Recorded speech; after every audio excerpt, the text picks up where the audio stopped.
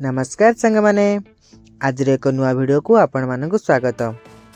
आज आम ये वीडियो साहाय्य विजय दिवस उपलक्षे किसी 10 धाड़ी रचना लिखा।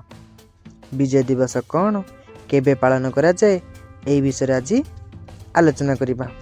चलंतु स्टार्ट करबा आज वीडियो। प्रथम धाड़ी विजय दिवस प्रतिवर्ष डिसेम्बर 16 तारिख रे पालन करा जाए।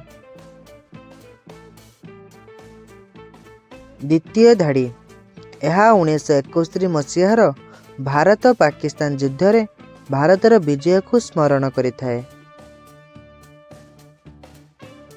तृतीय धाड़ी यही युद्धर परिणति रे बांग्लादेश एक स्वाधीन देश रूपे गठित होइथिला।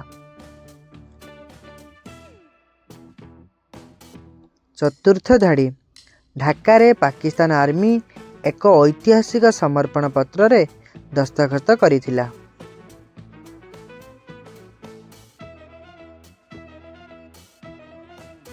पंचम धाड़ी एही समय रे भारतीय आर्मी रो नेतृत्व फील्ड मार्शल मानेक साहा करिथिले।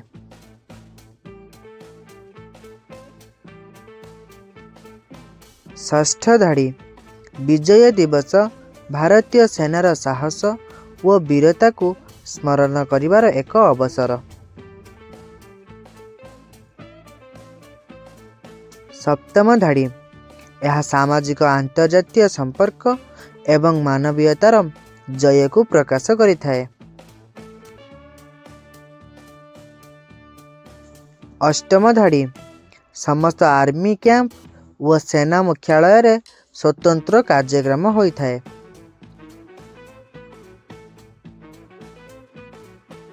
नवम धाड़ी एही दिन रे संघर्ष रे जीवन हराइथिबा सेना माननकु स्मरण करा जाए।